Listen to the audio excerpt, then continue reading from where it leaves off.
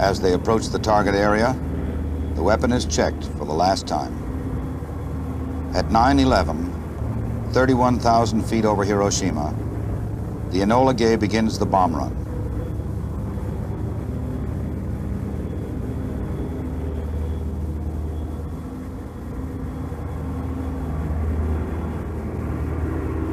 At 9:15, the bomb is dropped. The aircraft banks away at high speed.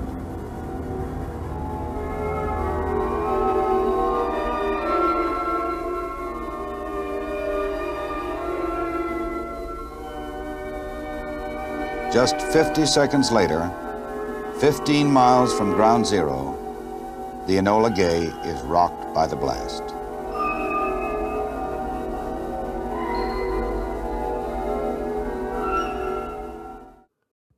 Americans who read about Japan's surrender in August 1945 learn only part of what happened because historical accounts are incomplete. They recite the official narrative of the United States government that invading Japan would have caused 1 million American casualties. Luckily, the United States had developed the atomic bomb. After dropping 2 atomic bombs, Japan quickly surrendered. This official history fails to mention that Japan was seeking to negotiate a surrender since late 1944, after it was clear the war was lost. In a front-page article that appeared in the Chicago Tribune and Washington Times-Herald on August 19, 1945, writer Walter Trohan reported that 7 months earlier, on January 20, 1945, American President Franklin Roosevelt had received a 40-page memorandum from General Douglas MacArthur, outlining 5 separate surrender overtures from high-level Japanese officials. Admiral William Leahy, Roosevelt's chief of staff, leaked the MacArthur communication to Trohan in early 1945 for fear it would be classified as top secret for decades or even destroyed. His editors decided to hold the story until after the war ended. The authenticity of Trohan's article was never challenged by the White House. Former President Herbert Hoover personally queried General MacArthur on the Tribune story, and the general acknowledged its accuracy. The memo showed that the Japanese were offering surrender terms on January 20th, virtually identical to the ones accepted by the Americans at the formal surrender ceremony on September 2nd, 1945. See the article linked below. The United States government had found Japan's conditional surrender offer acceptable, but continued the war for several months until it could drop 2 atomic bombs to demonstrate this power to the world. There were different designs, and scientists wanted to see results based on real-world use against large cities. The United States has secretly spent billions of dollars on the Manhattan Project to build atomic bombs and wanted to justify this investment and build many more atomic bombs. During 1945, the U.S. Army Air Force conducted daily mass bombing attacks against Japanese cities. The 2 atomic bomb attacks in August produced the same destruction as previous raids involving hundreds of B-29 bombers, so they had little impact on the war or Japanese leaders, who didn't know about atomic bombs until the Americans announced it to the world. The atomic bombings did not terrify Japanese leaders as much as Soviet forces landing in northern Japan. Japan had defeated the Russians in a major 19-month war in 1905 and ceded some islands north of mainland Japan. The Soviets wanted this territory back and the northern part of the huge island of Hokkaido. Over 1.5 million Soviet troops had massed in the region. The United States had provided the Soviets with 50 Liberty transport ships to haul Lend-Lease aid, plus 149 smaller ships recently provided via the U.S. Navy's Project Hula, that also trained 12,000 Soviet sailors to operate them. This was justified by claiming Soviet Premier Joseph Stalin demanded ships in return for joining the war against Japan. See the article linked below. The Soviets launched a massive attack on Japanese forces on August 9th, quickly gaining ground in Manchuria and Korea. Japanese leaders knew these territories would be lost after a surrender, but they were terrified of Soviet forces landing in northern Japan. Japanese forces were concentrated in southern Japan to repel an expected American invasion.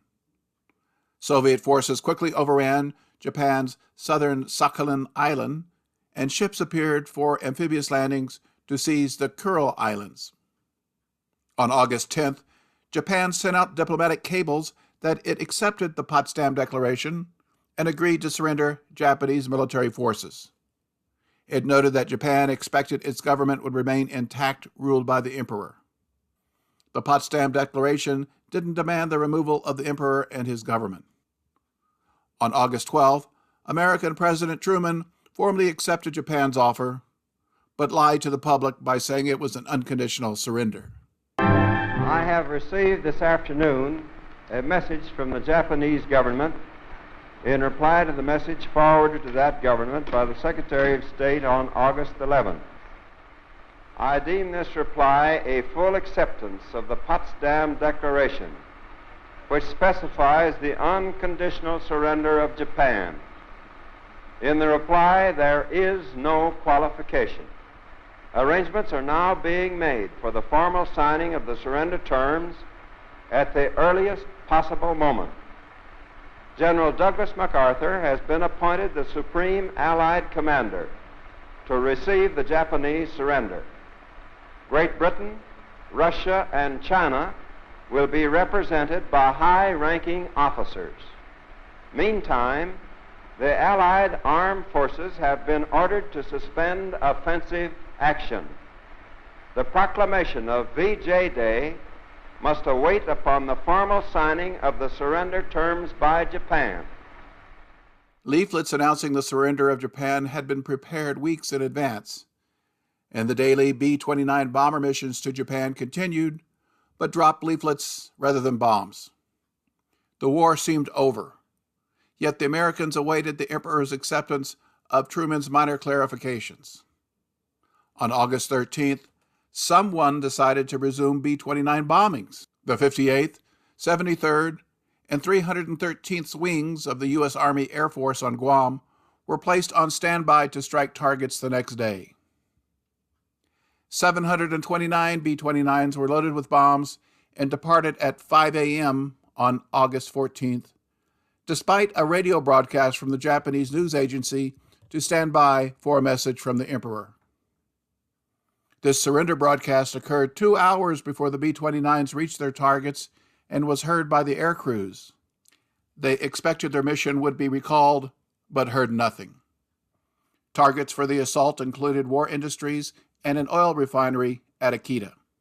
86 American fighter planes from Iwo Jima strafed transports and communications in Nagoya, while hundreds of Allied carrier aircraft from ships offshore struck targets.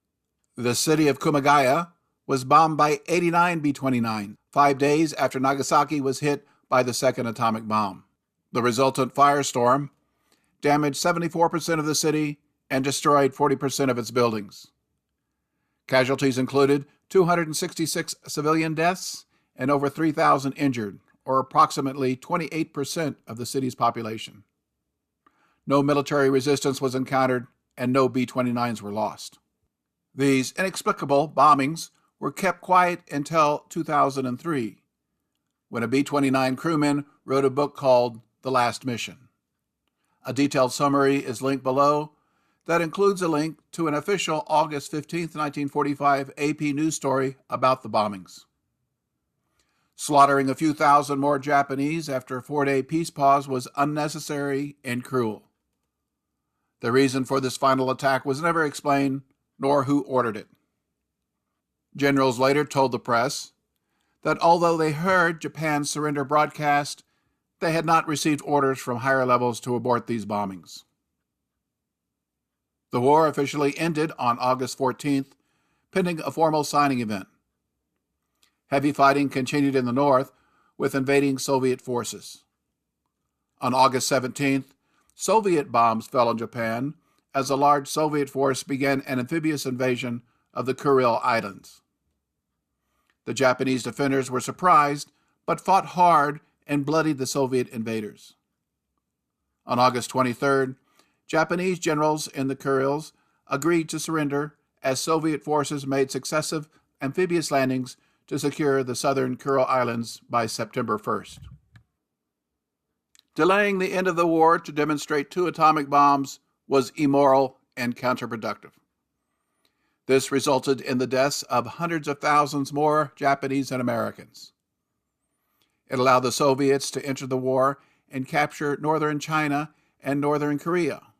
The Soviets later transferred this territory and the massive quantity of Japanese weaponry it had captured to the Chinese Communists, helping them prevail in 1949. This also resulted in a divided Korea and the Korean War in 1950. The overall American strategy at the end of World War II was confusing and inept, leaving the world much worse off after the war. See the short videos linked below. One can only assume that the powerful business titans who sparked the war and amassed more wealth during World War II didn't want the war to end, nor a peaceful world afterwards.